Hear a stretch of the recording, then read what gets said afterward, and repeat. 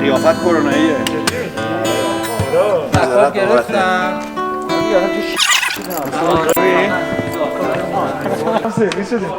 بابا ولم کن پیدستاکو نگاه کن. چند گرمه. بابا اینو چیز کردی؟ اینو بزنی. سیوان یه نکته جالبی که داره وقتی آکوردار رو داره میگه خیلی ریلکس، خب یه نگاه کیبوردی هم هست قضیه. بعد مثلا میگه کاری نداره آکورد وایسینگ خیلی راحته، مثلا اینجا یه ری میجر بگیر که 7 باشه، دراپ 2 and 3 هم بگیر خیلی راحته. بعد من بعد اینجوری دنبال وایسینگ بگردم، حالا یه دونه 6 هم بهش اینجا اضافه کن، حالا اینجا میتونی 4 هم بهش اضافه کنی. بعد من اینجوری هم قشنگ اولی لاسی، دومی فاسول و فاسول بکار. فاسول بکار. سه اول منم.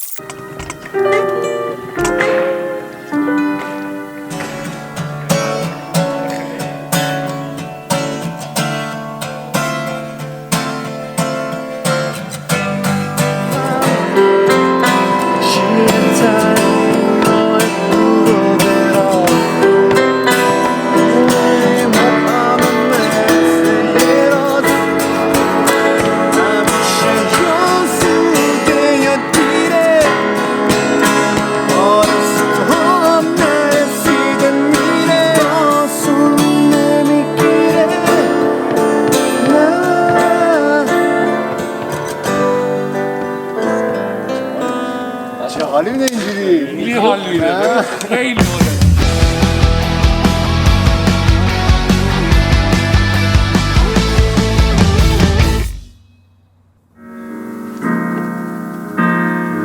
اصلا نمیزنی کلا؟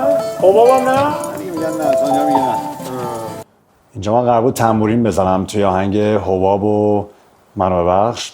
زانیا گفت به نظرم قشنگ نیست، نزنی بهتره، ولی الان که دارم فکر میکنم پشیمونم. میزدم باحال‌تر بود فکر کنم. نه، 1 2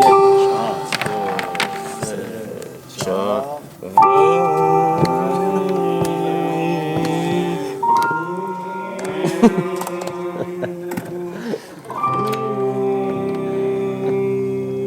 یادم نبود اینا.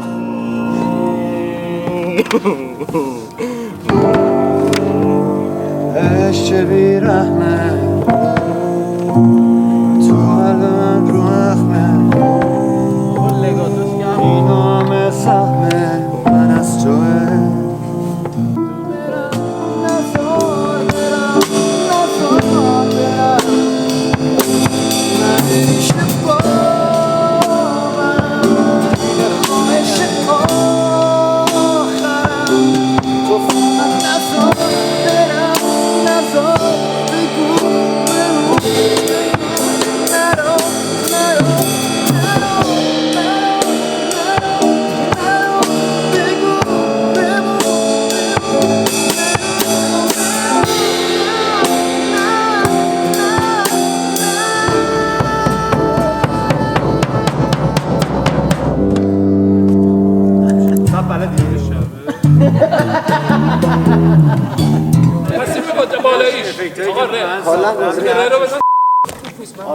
من دلیم نمیتونه بیاد.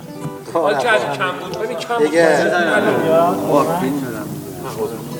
دیگه هیچ کدوم از این پرسنده آقا من یه چیزی بگم بچه‌ها در مورد شنبه. ببینید همه پیرن سر تا پا مشکی، بهترین تیپی که میتونید بذارید برای اون استایل موزیکمون و اینا رو بزنید. هیچ طرح خاصی هم مثلا این طرح روی پیرن چیزو ممکنه ارشاد ایراد بگیره. طرح خاص عجیب غریبی که فردا بگن آی فلانه بهمانه نداشته باشید. بعد ماسک مشکی من براتون میارم همه حالا تو هم نه ماسک نباید بزنید ولی توی همونجا که حالا تا قبل اینکه آماده بشیم و اینکه ساعتی هم که باید اونجا باشید و لوکیشن رو من تو گروه براتون میزنم.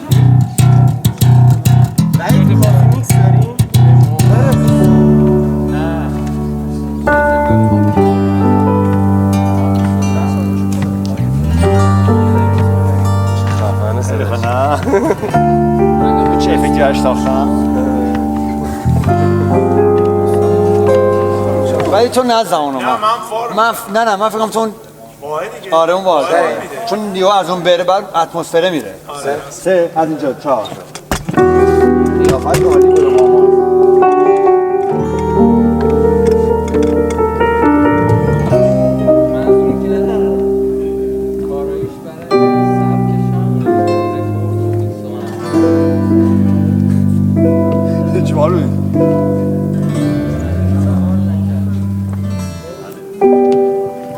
رضا گفتی محتابیه رو یکیشو نمیخوای من ببرم؟ از اول پاورکورد سول پاورکورد فا ولی توی پوزیشنی که بیس نداشته باشه دیگه. خیلی حساب شده بود دیگه. ما مثلا چیزایی که دریافت کرده بودیم برای که موزیکا رو بزنیم واقعا مثلا من فقط لاین بیس رو داشتم و درامز. اومد خونه گفتم مثلا چیکار باید بکنم؟ چی آخه چیزی میگه دام دام دام دام دام دام دام دام دام دام بعد درامر هم داره میزنه. خب مثلا موزیک اصلا چی هست داستانش؟ خب هیچی از آهنگا رو گوش نداده بود. یعنی هر لاین رو جداگونه سیروان فرستاده بود براشون، برای بچهای نوازنده مثلا بیس و برای بیسیست و هر چی و هیچکی آهنگا رو نشینده بود. و خب ما این دوره هم زدیم گفتم عجب حالی میده. یعنی همه حال کردیم. واقعا بی‌نظیر بود. همه چی حساب کتاب شده بود درست و اونجا بود فهمیدم که سیروان خیلی آدم باهوشیه. خیلی زیاد. آره. یه سرماشو را دید.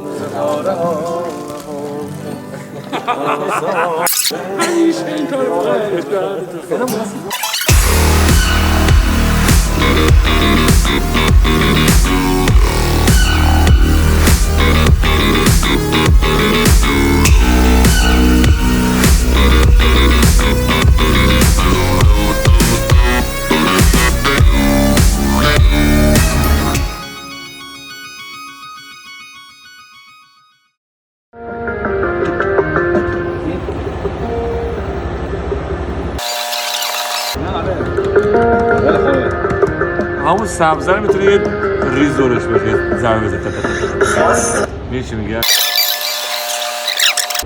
خب باید بهم بدی من هی بزنم مثلا 4 معلومه بده من 1 2 3 4 1 2 3 4 1 هی بزنه. چند تا باشه؟ 3 تا 3 تاش کنیم 4 تا 4 تا کنیم که یه دونه که جواب نمیده که. نه یه دونه که میزنه مثلا یه دونه اینجا داره میخوره یه دونه اونجا مثلا 4 تا تیکه داره میچرخه یه دونه نمیچرخه. برای یه موضوع ساده با سیروان داریم فکر کنم 10 دقیقه یک روبی کلنجار میریم. شاید هر کسی بخواد اینو بتونه که اول ببینه ماجرا مونولوگو میگه خب نشستن 3-4 روز که کاری انجام دادن دیگه، ولی واقعا تو این صحنه شاید متوجه بشن که برای یه موضوع ساده ای ما چقدر وقت گذاشتیم، چقدر بحث کردیم، چقدر چالش داشتیم تو این موضوع که اون نتیجه که می‌خوایم بگیریم. اینجا با رضا مسافر مشغول نورپردازی کل این لایو بودیم و نورپردازی این اجرای مونولوگ هم سخت بود هم خیلی آسان بود. آسونیش به این بود که یعنی از این لحاظ بود که آهنگ نوع تنظیم آهنگا و فضای آهنگا بهت ایده نورپردازی میداد و توی ساخت و تنظیم آهنگا ناخودآگاه من به نورپردازیش فکر کرده بودم. برای همین اونقدر از نظر ایده مشکل نداشتیم، ولی قسمت سختش اونجا بود که حجم نورپردازیش زیاد بود چون پر از جزئیات بود آهنگا و من خیلی دوست داشتم که تک تک این المان هایی که توی آهنگ توی تنظیم استفاده شده یه جوری اینو بتونم ترجمه کنم به حالت توی نورپردازی. یعنی شما وقتی نورپردازی رو دقت بکنی باعث شه که تنظیم رو هم بهتر بتونی احساسش بکنی، صدا رو بهتر بشنوی و خیلی طولانی بود جلسات نورپردازیمون، ولی خیلی خوب پیش میرفت، خوش میگذشت. سخت بود ولی خوش میگذشت. اینجا هم داشت هر آهنگی که تمام میشد ما با رضا مسافر میرفتیم عقب سالن یه دور کامل میدیدیم و کیف میکردیم.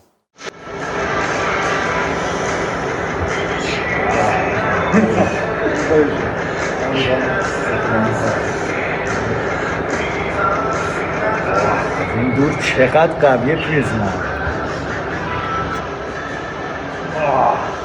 خیلی قشنگه. خیلی سروبه قشنگ جواب میده. الان خود اون مینی بشه پایین لابلای اونا میگه اصلا قشنگ چیده شده.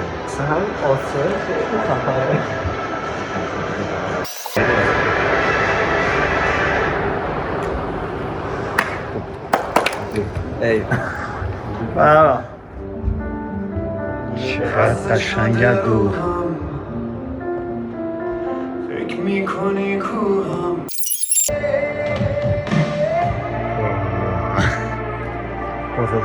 خیلی خوب بود.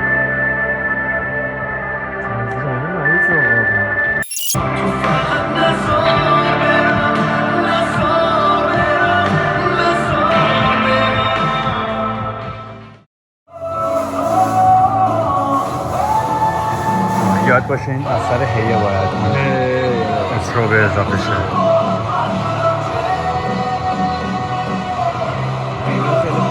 خیلی لش سفیدانده. این خوبه. اینجا یادت باشه جوپیتر باید بزن وسطش سر پاساژ ترام. نه تو وسطش.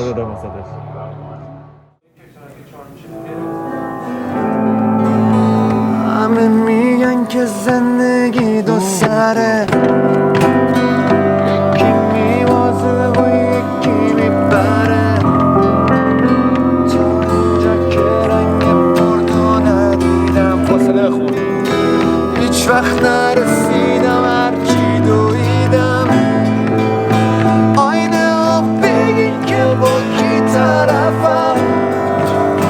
حالم بده از این که بی‌هدفم، نمیگیره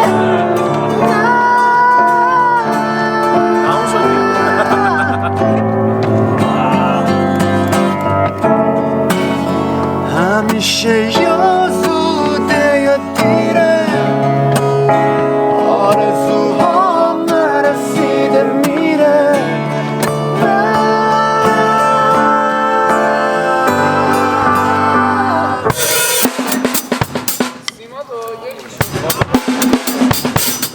ضمناً شهر به شهر معامله کنیم که بعداً مجبور نشیم براش تفکیکی بگیم.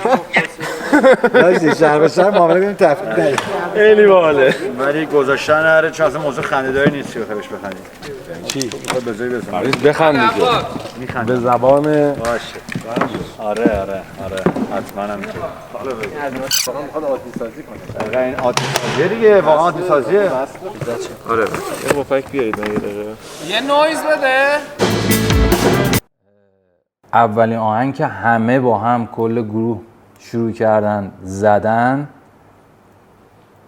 بعد از اینکه آهنگ تموم شد همه به شدت شوکه شده بودن. آهنگ حباب هم بود، اون انرژی بالا، اون تمپوی با اصلا هیچکی باورش نمیشد. خب یه دید جدیدی نسبت به سیروان بود دیگه، یه جنبه متفاوت.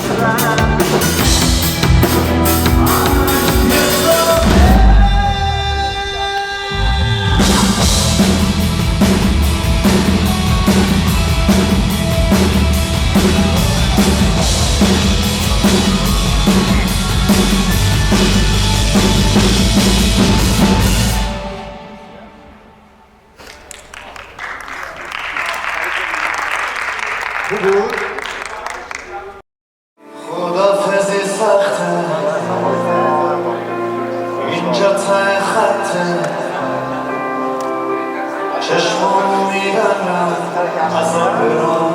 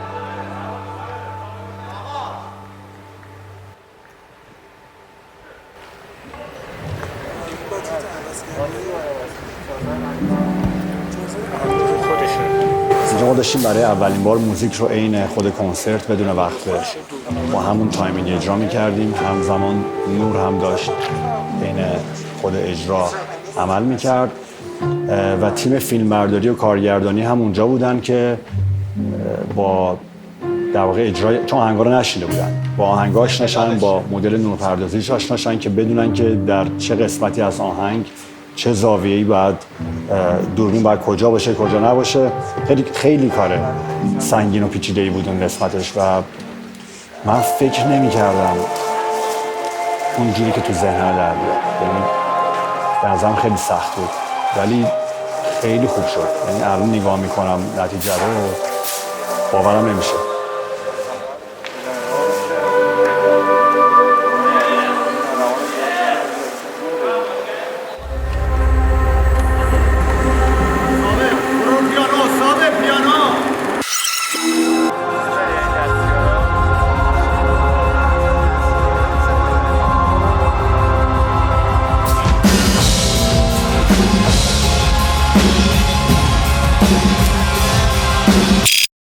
آقا گربه میزنه دهن سگو سرویس میکنه. چرا؟ هم چششو کور میکنه. ببین تو گربه رو یه گوشه دیوار تنها گیرش بیار راه فراناشو ببین چیکارت میکنه. همین گربه رو که در میرن تو خیابون یه تو گیرش بیار که نتونه فرار کنه.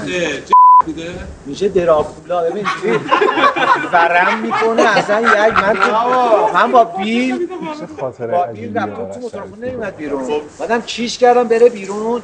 بعد این فکر من اومدم اینو ببین سیروان اصلا اونجا بود گربه من جایی نرفتم با بیل داشتم میرفتم این برابر ما که راه ببین سوپرمن شد پرواز کرد. ببین از اینجا یه جوری پرید رفت من خودم سیروان به شدت تاکید داشت که هر اتفاقی قراره توی اجرا و توی کنسرت بیفته اینجا هم باید همون اتفاق بیفته. یعنی هر اتصالاتی دارید هر نوع قرار EQ کنی روی ساز هر چی هست همینجا باید عین اجرا انجام بشه. آقای خسروی همیشه برای کارهاش برنامه‌ریزی داره و خیلی خیلی زیاد سختگیره و این سختگیری خیلی به نفع ما بوده. ایزو 400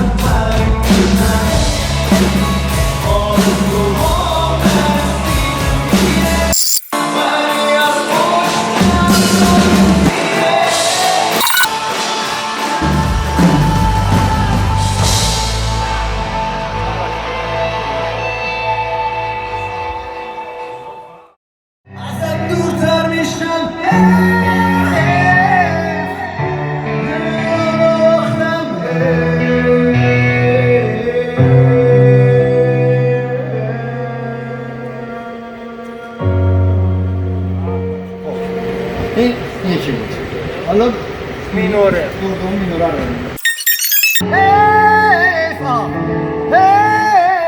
اولی آقا ماژور دوباره ماژور آقا یه دور بزنیم بعد بخوریم. آره آقا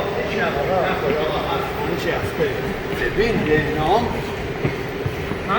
دست پاش چی نخورده الان که پیتزا خورد داشت اون رابینسون بود. آره بدتر از رابینسون منو ببر چی اومد ببین است رابینسون پروژه پیتزایی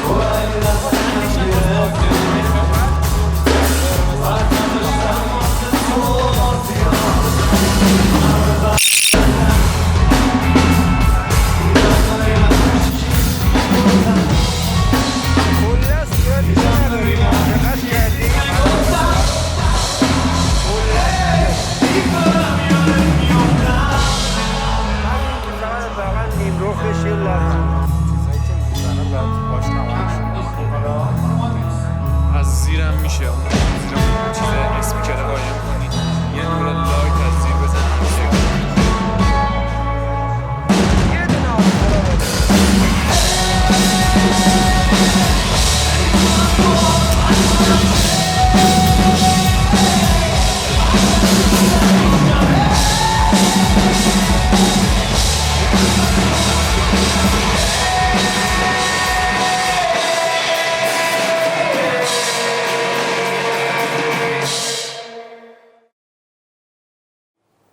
اون چیزی که سیروان تو ذهنش بود که میخواست شهر کاملا معلوم باشه، نزدیک کوه باشه، یه چیزی بتونیم فیلم برداری بکنیم، یه تصاویری بگیریم که زیبا نشون داده بشه، یعنی اون نور دور و برمون زیاد باشه. مثلا قبلش من دور دریاچه خلیج فارس اونجا یه سری لوکیشن دیدم ولی اون شهری که ما می‌خواستیم اونجا نبود. یه چیز جالبی که در مورد این اجرا بود این بود که ما تا جلسه آخر تمرین نمیدونستیم لوکیشن اجرا کجاست. به هر چیزی فکر میکردیم. خود من گفتم شاید قرار بریم وسط کویر، شاید بریم توی جنگل، نمیدونم، چون میدونستیم که آوتدوره. آرش یه حدسایی زده بود که حدسش خیلی هم نزدیک نبود، یعنی کلیت رو گفته بود ولی دقیقا نمیدونست کجا.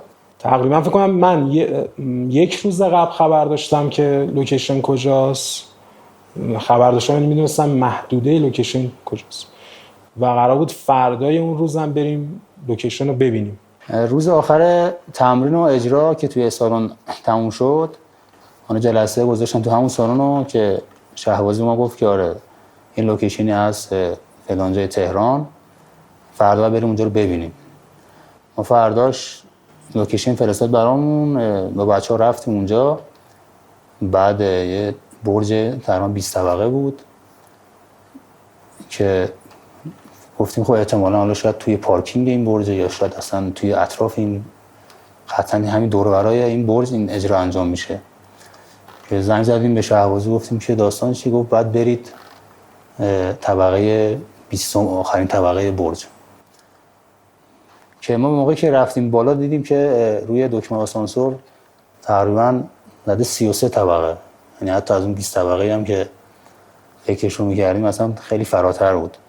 ما رفتیم بالا و بچه‌ها رفتیم روی تقریباً طبقه آخر بود که گفتیم احتمالاً همینجاست دیگه، حالا اگه قرار تجهیزاتی چیزی هم بیاریم با آسانسور راحت میریم بالا. که باز اونجا به ما گفتن که نه، باید تشریف ببرید 2 طبقه بالاتر که اصلا هیچ آسانسوری نبود و فقط پاگرد داشت به این پاگردهای آهنی. یکی از چیزای جالبی که اون بالا رسیدیم این بود که همین نقاط تهران رو میگفتیم اینجا کجاست اونجا کجاست و خیلی جذاب بود این داستان. یه جورایی مشرف بودیم به کل شهر. منظورم که بچه‌ش خوشگل در بیاد. میاری مرتضی میاره. من یا بچه صدا سری 2 نفر از پایین BBC میزنیم میام برمی‌دارم میبرم. اگه سیاه مطلق بشه خط من میشه خط ساختمونه. مثلا کوه دیگه معنی نداره. شیکی کوه از بین میره. شیکی کوه اینه که ما 8 تا مثلا 30 دقیقه 35 دقیقه شروع کنیم. ترک هفته که ستون میشه. اون ترک 7 ستونه تاریک میشه. 9 و 5 دقیقه چی معلوم؟ ببین 3200 ایزو 800 ساعت 9 و 10 دقیقه ایزو 1600 ایشو 400 دیافراگم 4 شاتر 50. اتفاقی که برای هلیپد افتاده فکر کنم کامل مشخصه. ما اونجا رو کامل از نو ساختیم. یعنی کامل فکر می‌کنم زیرکار ماجرا رو کار ماجرا همه رو درست کردیم و بعد رنگ کردیم اون چیزی که می‌خواستیم شد.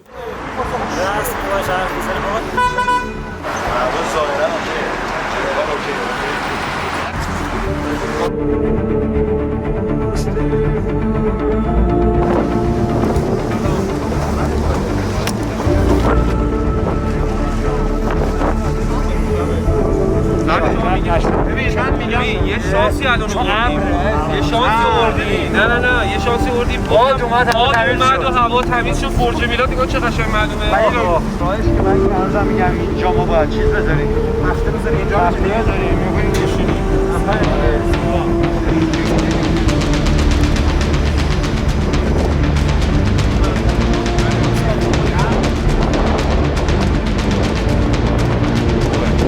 این چه خفنه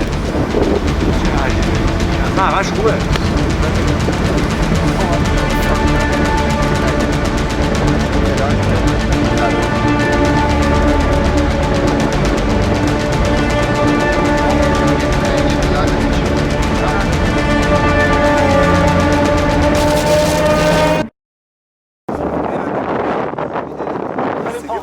دومی از پشت سر میاد پلا رو یکم که بالا داره میگیره. این پلان صدی که از شما میخوایم بگیم شما این که ترک‌ها رو نوشتیم دیگه حالا برای همه توضیح میدیم دیگه. 5 دقیقه شروع می‌کردیم. بابا شب خیلی باحاله. خوب بود. اون صحنه که دوربین یعنی درون میکشه عقب تو شب این نورا یعنی بشقاب پرنده اینجوری زده اون خفنه. قوربال نمیده که. جواب میداد آخه. اینجا احساس کرد اونجوری نمیداد. اینجا روشن شه. بله این سفیدیه روشن شه. اون قشنگ میشه. یه قاب درست کنه. کل اون کنارام روشن میشه. اشکال نداره. خیلی قشنگه. من دور درونا خیلی خفنه.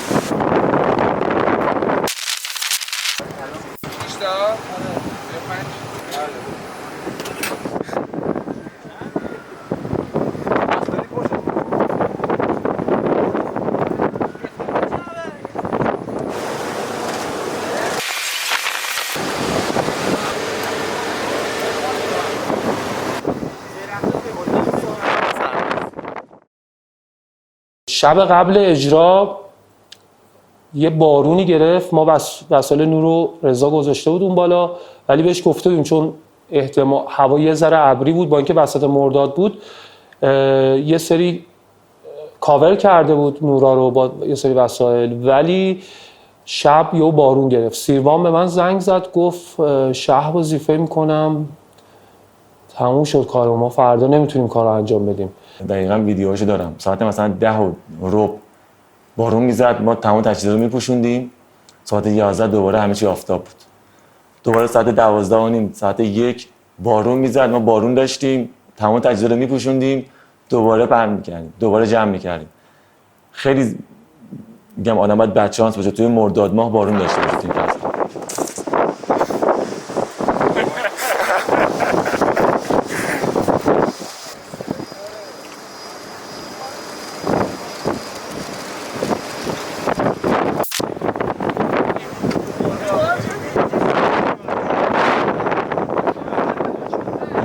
انقدر من اعصابم خورد بود که اصلا نمیتونم توضیح بدم. فکر کنم از این در هم رفتگی ابرها مشخصه. روز اجرا بود و میبینیم که چه در واقع ستاپ عجیب غریب و پیچیده‌ای داشتیم ما اونجا. وسیله‌ای که اونجا بود خیلی زیاد بود.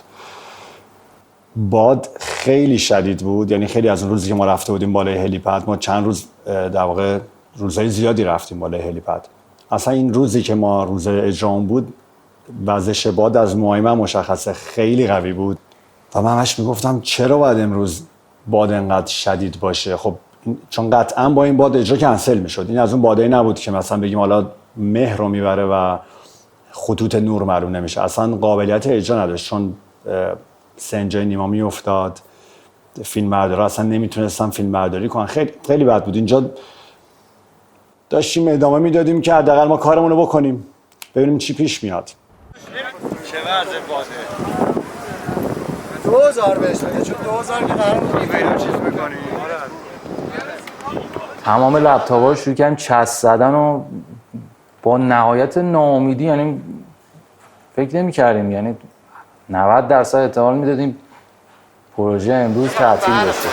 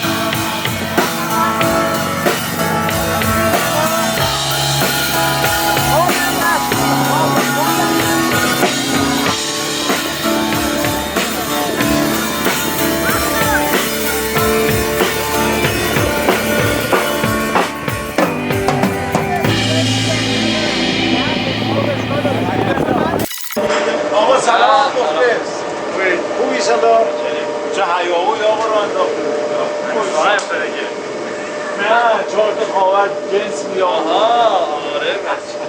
برو ببینم شروع میشه. دم اجرا اینجا میبینی که من پله دارم میرم بالا که اجرا بکنم. این بار دومه فکر کنم، چون بار اول که رفتم ما همه آماده بودیم. یهو دید که سیروان موقعی که از پله آمد بالا دستاش رو گوشش بود و هی داشت فشار میداد این هدفونش رو و ما همه فکر کردیم که حالا گفتیم خدا کنه از صدا نباشه، خدا کنه از چیزیه.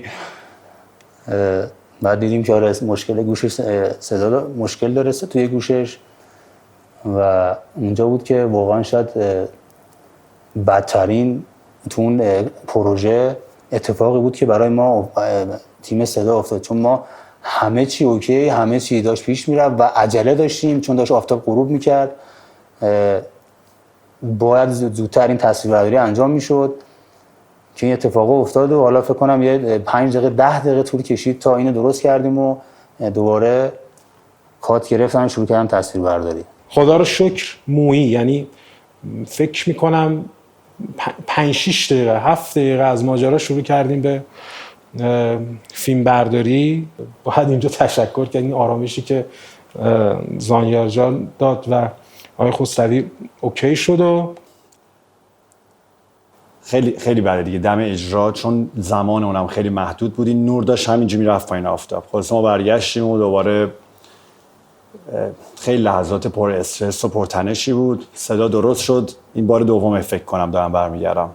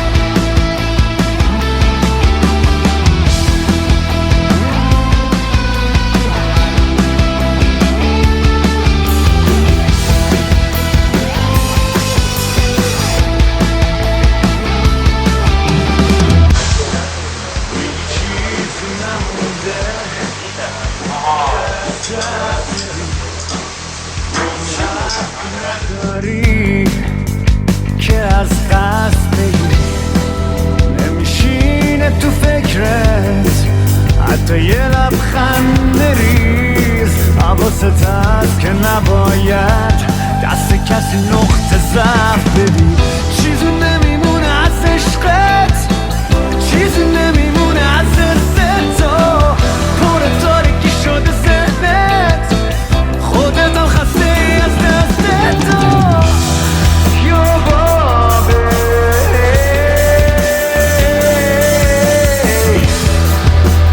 همش یه خوابه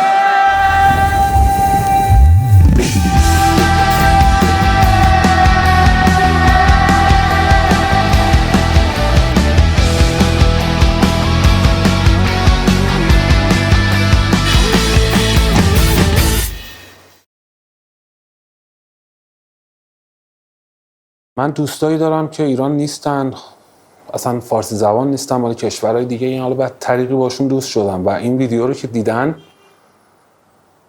واقعا باورشون نمیشد ایران باشه. مثلا این یه چیزی که خیلی آدمو شوکه میکنه اینه که انقدر تهران میتونه جذاب و قشنگ باشه. واقعا من اگر